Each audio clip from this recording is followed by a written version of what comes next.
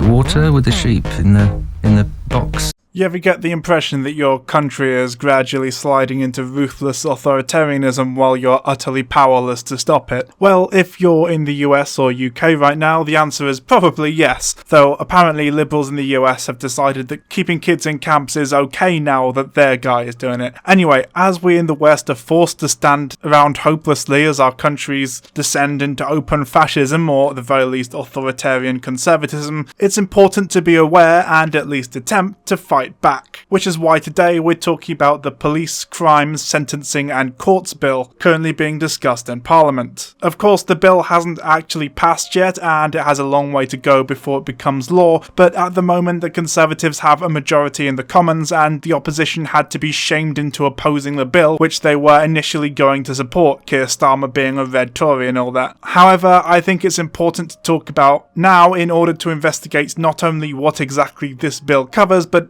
also, in the event that it is eventually rejected, we must remember what they tried to pass. There's a lot of things that this bill covers that I'm not really going to be talking about here for the sole reason that I want to get this video out as quickly as possible, and a lot of the contents are pretty uncontroversial and, yes, fairly reasonable. There's a whole section dedicated to updating the names of police unions that have changed since the 1980s when a lot of legislation regarding policing was last updated. No guesses why, for example, which obviously is basically irrelevant, and the actual document is, well, extremely long and tedious, and a lot of its contents are long-winded and tediously banal. So what I'm going to be doing today to ensure that I'm being completely fair yet also efficient is using the government's own fact sheets distributed to the press and available online to talk about the most egregious and frankly terrifying aspects of this bill. Let's jump right into it, shall we?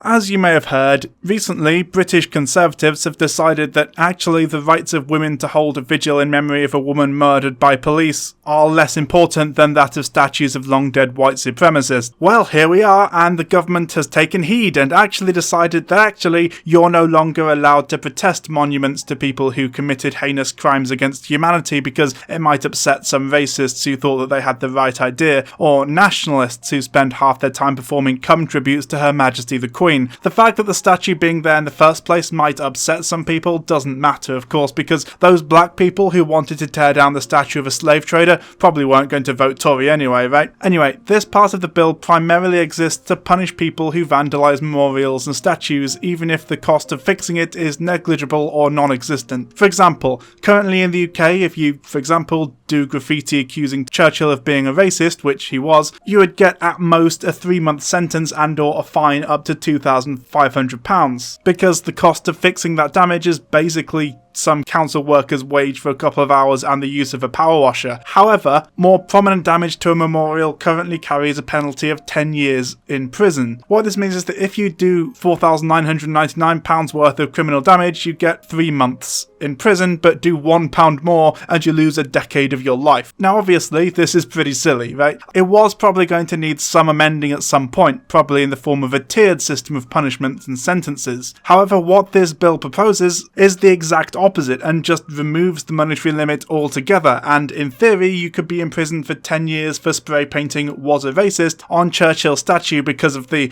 emotional or wider distress caused by this type of offending, which is a direct quote from the fact sheet the government provided. Essentially, if the government reckon that enough people would be upset by your minor act of vandalism, they can exact painful, brutal revenge upon you for daring to question national heroes. There has been widespread upset about the damage and desecration of memorials, with a recent spate over the summer of 2020. It has long been considered that the law is not sufficiently robust in this area. Incidences of damage and desecration of memorials are typically of low monetary value, but they often carry a high sentimental and emotional impact.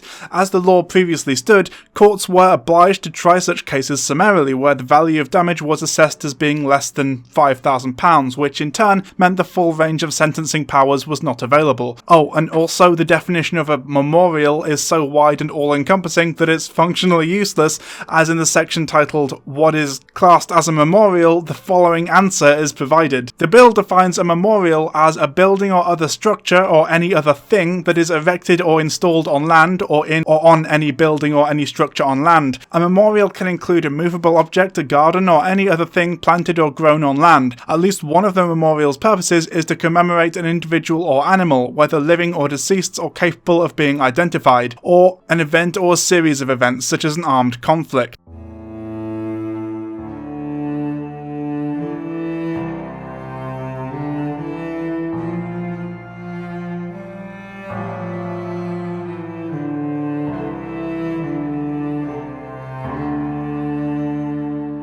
There's not a huge amount to be said here because it's mostly about parole conditions for sex offenders and it seems fairly reasonable. However, I do just want to talk about the use of polygraph testing, which is so unreliable that it's inadmissible as evidence in court, but the government is proposing basing parole hearings on the result of polygraph tests, which is just fucking absurd. Polygraph tests have been successfully used in the management of sexual offenders since January 2013 in the National Probation Service. Provisions in the Domestic Abuse Bill will enable the Secretary of State to impose polygraph testing on high-risk domestic abuse perpetrators. Provisions in this bill will update and expand the list of sex offenders that are eligible for polygraph because previous lists are now outdated. We will also enable the Secretary of State to impose mandatory polygraph testing on eligible domestic abuse or sexual offenders who are sentenced in military courts, service offenders, or those repatriated to the UK to serve their sentence. This ensures consistency with terrorist offenders. I don't necessarily disagree with the concept, but it just seems really weird and counter to, all of the evidence that polygraph tests are not really accurate beyond a certain point.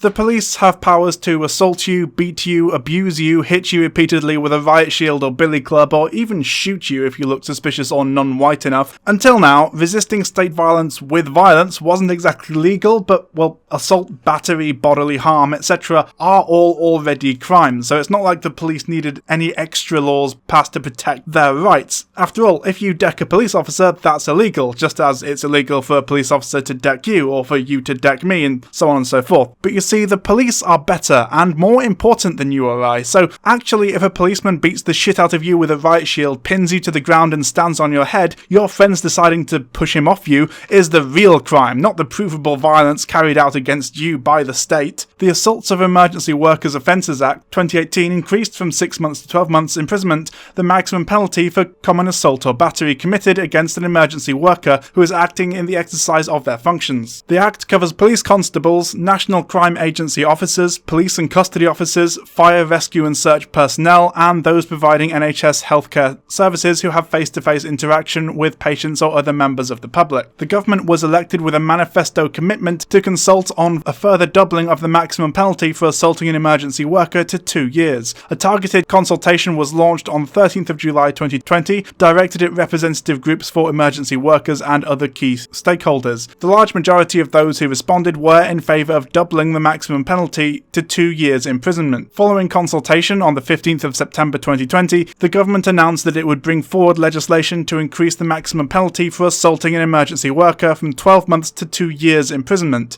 This will ensure that the law provides emergency workers with sufficient protection to enable them to carry out their duties, and a maximum penalty which reflects the severity of these offences. The police are just a better class of person than you, hadn't you heard? If you attack them, you must be a real piece of shit, but also if they attack you, you probably deserved it anyway.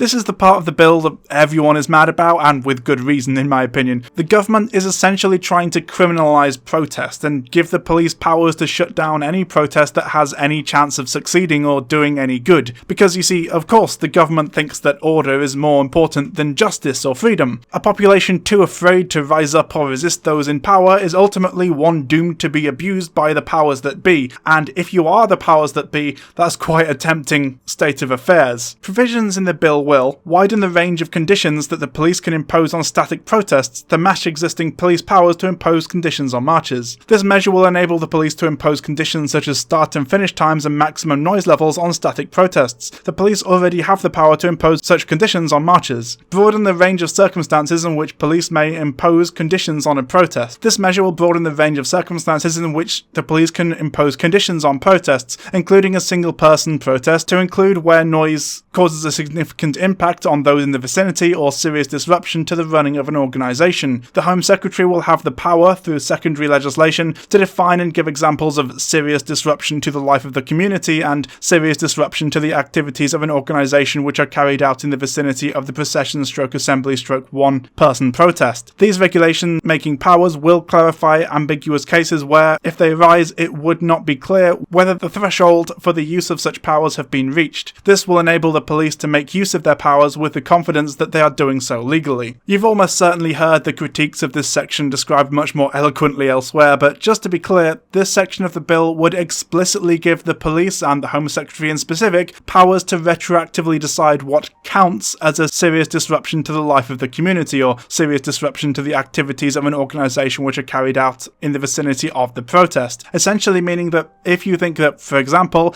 a pride parade or protest is even mildly irritating to passers-by, you can call the police and they will come along and disband it, probably with violence. And I'm not kidding here, the legislation actually uses words like annoyance. Inevitably, what this will mean is that any kind of protest the government doesn't like can and likely will be banned, controlled and neutered. The only protests that will be allowed are the nice ones that get nothing done, the ones that cause no disruption and nobody notices. Basically, the only way you can protest after this bill passes will be if you politely ask people who already agree with you to consider positions they already hold. Police brutality is out of control, systemic racism and transphobia runs rampant, and the government is waging a war against trans people, especially trans kids. But don't you dare protest these things too loudly, or it's off to jail with you, sonny. This will stop, or at least significantly hinder, progress. There will still be some who ignore the rules and protest anyway, but how many who would have before would risk jail time for it? Nowhere near as many. The problem is that this will stifle direct action and genuine protest movements, and in the meantime, people will be hurt. I ask you to remember the rights we only have today because of direct action taken in the past. Workers' rights, women's rights, gay rights, and so on. Would these victories have been achieved if the right to protest, free expression itself, had been so harshly clamped down upon? Maybe, maybe not, but they almost certainly wouldn't have been achieved as quickly as they were. It's frankly astonishing that the bill can explicitly say that the police can arrest you for being annoying and then go on to claim that, no, freedom of expression is a cornerstone of British democracy. The majority of protests in England and Wales are lawful and will be unaffected by these changes. These measures will balance the rights of protesters with the rights of others to go about their business unhindered. They will achieve this by enabling the police to better manage highly disruptive protests. And since the Home Secretary gets to decide what counts as a disruptive protest, basically this just means if you protest things the party in power dislikes, they'll throw you in prison.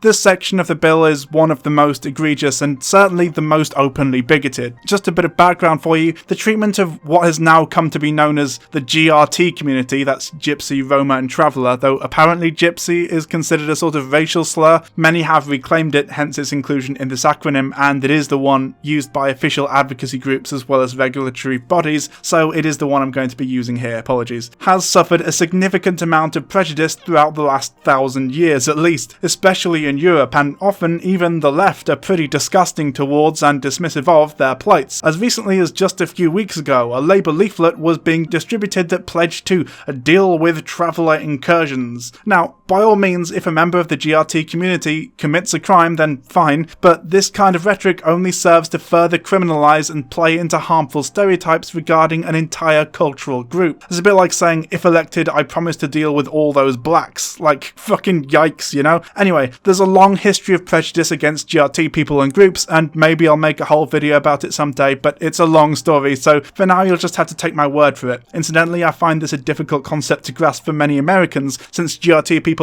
are just as white as I am, and I'm incredibly white and arguably receive the worst treatment of anyone in European society, which isn't as strictly delineated between races as, for example, America. All you need to know for now is that traditionally the GRT community is a nomadic one and move around the country, sometimes the continent, for work, following ancient routes and stopping places known as aching tans that existed long before our current concept of land ownership, some dating back to the Middle Ages, wherein feudal land barons would provide land, lodgings and food for temporary GRT labourers. The problem has arisen, however, where our current capitalistic method of apportioning land rubs up against the ancient traditions of the aching tans, many of which were, of course, taken over by local governments, businesses or individuals decades or even centuries ago, and have subsequently changed hands numerous times. See, we, living under a neoliberal capitalist paradigm, may well understand and at least accept the status quo even though we may not like it. However, the GRT community have long historical and traditional connections to these places that in many cases were believed to have been given to them hundreds of years ago, and as a result may ignore this and use the land anyway, causing conflict with local landowners and a mutual resentment between the GRT community and many in the wider local towns and villages. Unauthorised encampments can create significant challenges for local authorities and cause distress and misery to those who live nearby. They also often give an unfair negative image of the vast majority of travellers who abide by the law. As we pledged in our manifesto, we will create a criminal offence of residing in a vehicle on land without permission. The new offence has been framed in such a way as to ensure the rights of ramblers and others to enjoy the countryside are not impacted. In addition, we will give the police the power to seize vehicles, and we will strengthen existing powers. The real answer to this situation is to simply provide places for GRT people and families to stop and stay safely and legally, but of course this is the government that was literally starving children until a football player told them not to and organised a mass campaign to force them to reverse their decisions, so they can't do basic logical and compassionate things if there's a crueler solution available, obviously, and so here we find ourselves. As they themselves say, the government is legislating to create a new offence for England and Wales and an accompanying power for the police to seize property, including vehicles, where individuals reside or intend to reside on land with a vehicle. The offence will be committed if a person who resides or intends to reside with a vehicle on land fails to leave the land or remove their property without reasonable excuse when asked to do so by the occupier of the land, their representative or constable, and they have caused or are likely to cause significant damage, disruption or distress, including antisocial behaviour. So just to clarify here, before I move on to the rest of the quote, they're going to be forced to leave if a constable considers that they are likely to cause damage, disruption or distress. Essentially just thought crime. Anyway, continuing. A person guilty of this offence will be liable on summary conviction to imprisonment for a term not exceeding 3 months or fine not exceeding level 4 on the standard scale, currently £2,500 or both. The bill also amends the Criminal Justice and Public Order Act 1994, the 1994 Act, to broaden the list of harms that can be subject to the direction to leave under section 61A. These replicate the damage, disruption and distress included in the new offence but will also not be significant, and increase the period in which persons directed away from land must not return from 3 months to 12 months. Amendments to the 1994 Act will, in addition, allow police to direct trespassers away from roads. So, you know, that's fucked.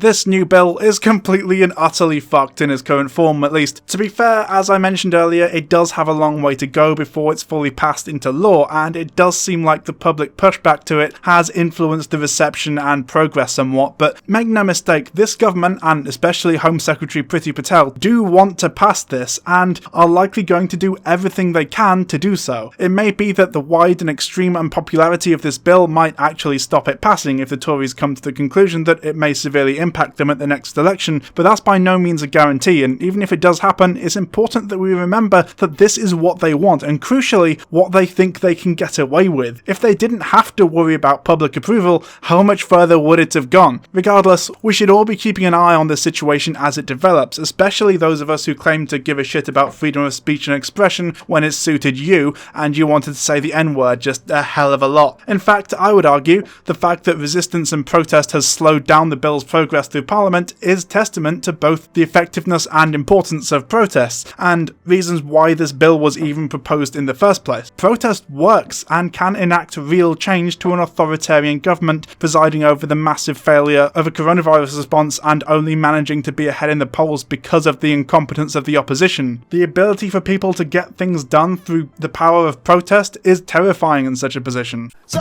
if you voted Tory, you're a cunt. You're a cunt. If you voted Tory, you're a cunt. You're a cunt. If you voted Tory, if you voted Tory, if you voted Tory, you're a cunt. Hi everyone, no credits today because this isn't really a proper video, just something I wrote and recorded in a couple of hours on Easter Monday whilst I take a break from my next really intensive project, which is going to be the politics and philosophy of Robin Hood, so look out for that one. But in the meantime, I would really recommend that you write to your MP if you're in the UK and express your concerns. It's still in the Commons at the moment and could be voted down if enough MPs change their mind on it. I'm not hopeful, but it's possible.